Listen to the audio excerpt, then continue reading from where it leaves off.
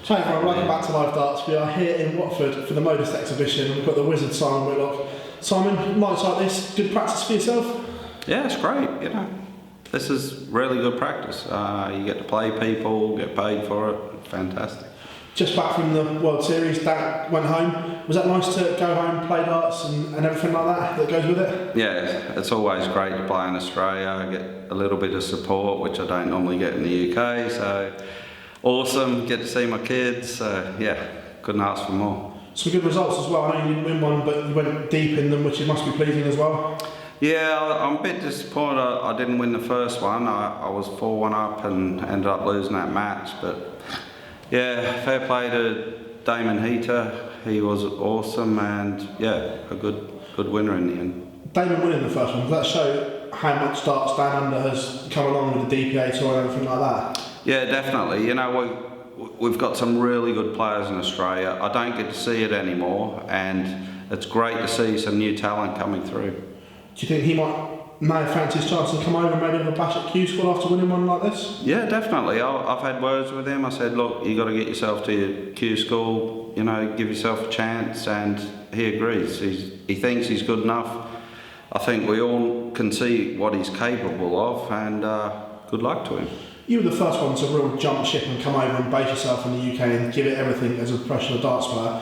What does that take mentally, physically and everything that goes with it? Is it the toughest thing in the world to do? It's one of the hardest things I've ever had to do is leave my country, my kids, yeah. But, you know, it takes commitment and belief as well. If you don't believe, it probably won't happen. It's been a mixed year for yourself. We'll touch on the good bits first of all. The Euro Tour has been a real strong point for you. Obviously disappointed not to be in Riesa this weekend, but overall, you pleased with the way the Euro Tour's gone this year?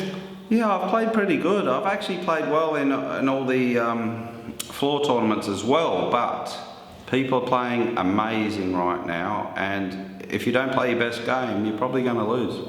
First half of the year didn't go according to plan for yourself. Was that maybe a little bit of a hangover from not being picked from the Premier League? Because I know you were bitterly disappointed not to be included. Yeah, I mean, I thought I'd be in 100% until Raymond decided to say he's going to retire, and that probably cost me a spot.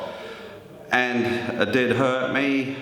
I am gutted I wasn't in the Premier League, because the year before, when I did play, I had pleurisy, and that affected my whole tournament after 4 weeks. So, you know, forget that. I'm looking towards the future. I'll probably never play Premier League again now because I'm 50 and they're not looking for people my age anymore. That's the way I look at it.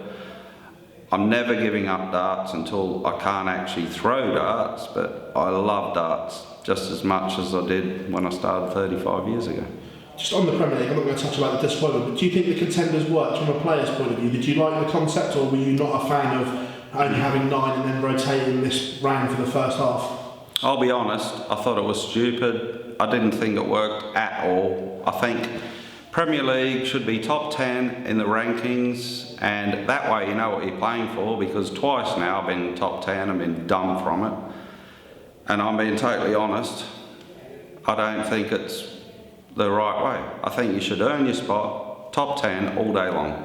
That's nice to hear. That's very refreshing, because I think too many players don't say what they really feel, so that's a nice refreshing way to approach it, which is much appreciated. Looking at the positives now, going to the back end of the year, we've got lots of TV tournaments, lots of floor tournaments to come.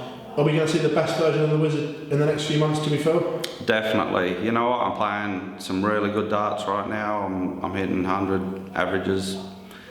I'm practicing hard.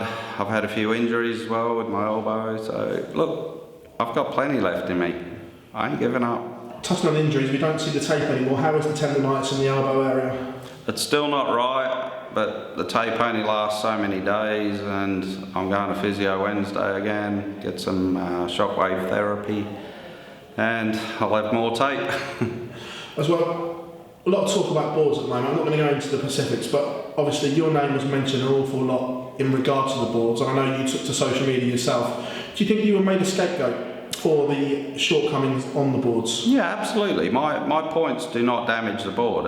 I think it's all the other players, and they just use me because I don't know why. Because I'm creative, I make my own points. They do not damage the boards. Everybody can see that. So look forward to the future.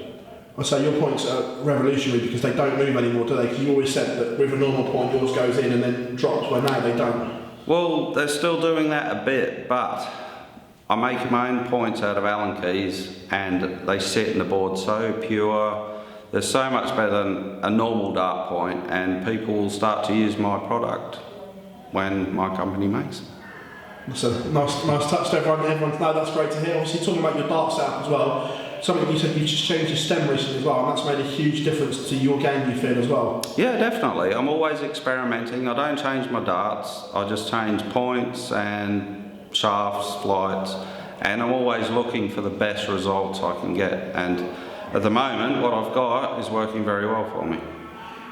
Looking ahead as well, do you still think there is a big TV title within your game? Oh, definitely. I'm never finished. I'm not saying finished, but obviously I know that you can't assure, like you said, anything, but do you still think you can get over the line when it really matters? Yeah, definitely. I mean, if I can throw 108 averages still, I can beat anybody on the planet. And as long as I believe that, it's possible. Simon, it's an absolute pleasure talking to you here in Watford, and thank you very much for your honesty as always, mate. It's an absolute pleasure. Cheers, no worries. Thank you very much.